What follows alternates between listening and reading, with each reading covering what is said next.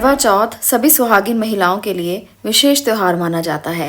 सभी सुहागिन स्त्रियां अपने पति की लंबी उम्र और सुखमय दाम्पत्य जीवन के लिए व्रत रखती हैं।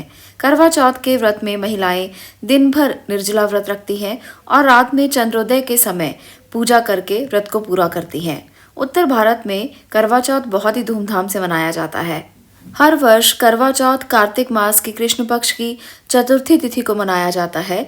इस बार करवा चौथ की तिथि को लेकर कई लोग कंफ्यूज हैं। कई लोग दुविधा में हैं कि इस बार करवा चौथ 13 अक्टूबर को मनाया जाएगा या फिर 14 अक्टूबर को। तो ऐसे में मैं आपको ये बताना चाहती हूँ कि करवा चौथ का जो शुभ अवसर है वो 13 अक्टूबर गुरुवार को रखा जाएगा। हिंदू पंचांग में करवा चौथ का ये व्रत कार्तिक मास की कृष्ण पक्ष की चतुर्थी तिथि को होता है। इस बार ये तिथि 13 अक्टूबर को 1:59 पर शुरू होगी और 14 अक्टूबर को रात 3:08 पर इसका समापन होगा। चूंकि उदय तिथि 13 अक्टूबर में ही पड़ रही है, इसलिए करवा चौथ का व्रत 13 अक्टूबर को ही रखा जाएगा। इसका जो शुभ मुहूर्त है, पूजा का जो शुभ समय रहेगा, वो शाम 6:17 से लेकर शाम को 7:31 तक रहेगा। यानी कि पूरी अवधि 1 घंटा 13 मिनट की रहने वाली है। करवा चौथ व्रत का समय सुबह 6:32 से लेकर रात 8:48 तक रहेगा। करवा चौथ के दिन चंद्रोदय का जो समय है वो 8:48 रात का रहने वाला है। चतुर्थी तिथि का प्रारंभ 13 अक्टूबर को सुबह 1:59 से हो जाएगा और इसका समापन जो है वो 3:08 14 अक्टूबर को होगा। तो इस वजह से 13 अक्टूबर को ही करवा चौथ मनाया जाएगा। इसमें किसी भी बात की कंफ्यूजन आप लोगों को नहीं होनी चाहिए। करवा चौथ के दिन ब्रह्म मुहूर्त 4:54 से 5:43 तक रहेगा। अभिजीत मुहूर्त दोपहर 12:01 से लेकर 12:48 तक रहेगा। अमृत काल का समय शाम 4:08 से 5:50 तक रहेगा। तो ये कुछ शुभ योग हैं जिस समय में आप पूजा कर सकते हैं, जिस समय में आप सरगी खा सकते हैं। तो इनका आपको विशेष ध्यान रखना चाहिए। करवा चौथ में सरगी का विशेष महत्व माना जाता है। दरअसल सरगी का प्रचलन सबसे पहले पंजाब में हुआ था। सरगी खाने की वो ज़रूरी वस्तुएं हैं जो आप करवा चौथ पर सूर्योदय से पहले खाते हैं और सास अपनी बहुओं को भोजन के रूप में खाने को देती हैं। सुहागनें सरगी को प्रसाद के स्वरूप में ग्रहण कर करवा चौथ का व्रत शुरू करती हैं। मान्यताओं के अनुसार इसे सुबह यानी सूर्योदय से पहले 4 या 5 बजे के बीच में ग्रहण कर लेना चाहिए। सरगी में क्या खाना चाहिए? सरगी में खीर या फैनी का ग्रहण करना चाहिए। इससे शरीर में शुगर की आवश्यक मात्रा और एनर्जी का लेवल बना रहता है। इसे खाने से दिन भर तंदुरुस्ती महसूस होती रहती है। इसलिए खीर या दूध की फैनी का सेवन करना चाहिए। अगर आप ड्राई फ्रूट्स खा सकें तो बहुत अच्छी बात है। इससे भी शरीर में पानी की ज़रूरी मात्रा पूरी होती रहती है और थकावट महसूस नहीं होती। तो ड्राई फ्रूट भी आप इसमें ग्रहण कर सकते हैं। फल बहुत ज़्यादा अच्छे होते हैं। फल जल्दी पच जाते हैं और इनमें मौजूद पोषक तत्व आपको पूरा दिन एनर्जेटिक रखते हैं, ऊर्जा से भरपूर रखते हैं। सामान्य पानी की जगह पर आपको सुबह सुबह नारियल पानी का सेवन कर लेना चाहिए, जिससे शरीर में मिनरल्स की मात्रा बरकरार रहती है।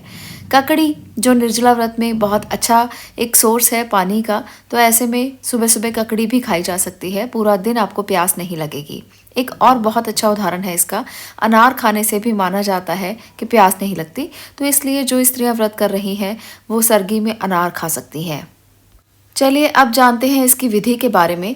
करवा चौथ के दिन सभी महिलाएं सुबह सुबह जल्दी उठकर स्नान आदि कर लेती हैं। इसके बाद व्रत को पूरे विधि विधान के साथ करने का संकल्प लेती हैं। स्नान आदि के बाद इस दिन सबसे पहले शिव परिवार की पूजा की जाती है और निर्जला व्रत रखा जाता है।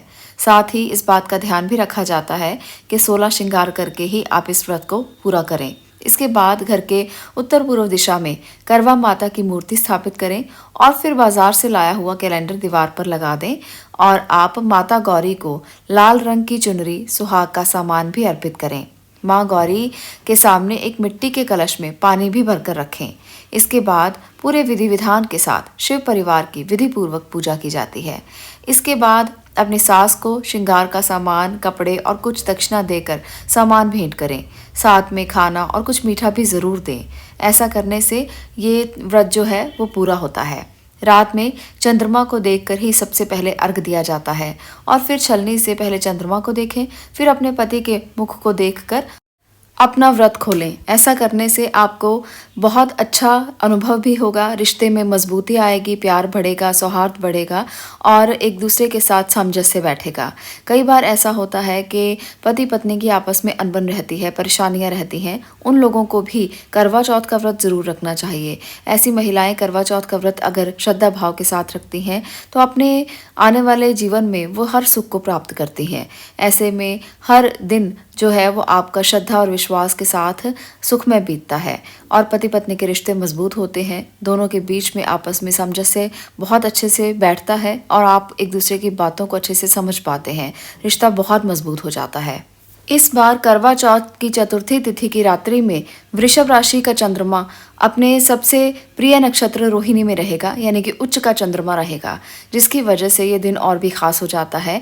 ऐसे में जो उपाय किए जाएं, अगर आप अपने पति या अपने प्रेमी को खुश करने के लिए कोई उपाय करते हैं तो वो बहुत ज़्यादा कारगर होंगे।